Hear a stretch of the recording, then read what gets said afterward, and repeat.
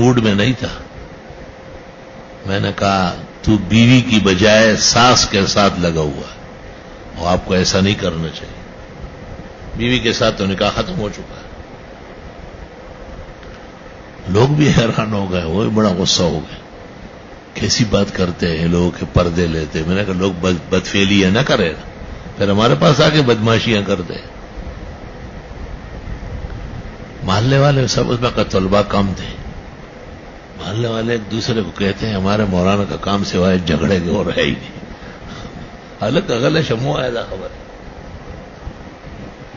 میں نے کہا اب آرام سے رہے, میں نے صحیح نشان لگایا ہے, میں پورا اطمینان ہے. مغرب کی نماز پڑھا کے جب میں دفتر میں سنت پڑھتا تھا, جلدی اندر آیا اور پیروں میں گر گیا کہ معاف کریں, جو آپ نے کہا وہی ہے لیکن کروں کیا. توبہ استغفر اللہ.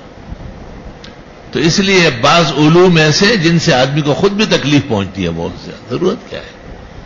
اللہ تعالیٰ اپنے بندوں کو خود جانتا ہے, وہ جانے, ان کا کام جانے. اس لیے میں کہتا ہوں کہ مت سنو لوگوں کے خواب. ہم نے کوئی ٹھیکہ لیا ہوا ہے, لوگ کیا خواب ہوں گے ان کے. آخواد خوابوں کو نہیں.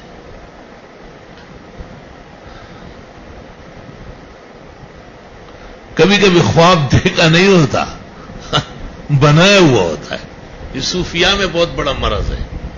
تلبیس ابلیس میں ابن الجوزی نے لکھا ہے کہ خلفاء اور مریدین شیخ کو متاثر کرنے کے لیے جھوٹے خواب بناتے, اور شیخ بھی مریدوں کا دام لینے کے لیے جھوٹے خواب سناتا. ہوتا ہی نہیں. حدیث میں بہت سخت وعید, شدید سزا آئی ہوئی ہے. اعاذنا اللہ منہ وإیاکم.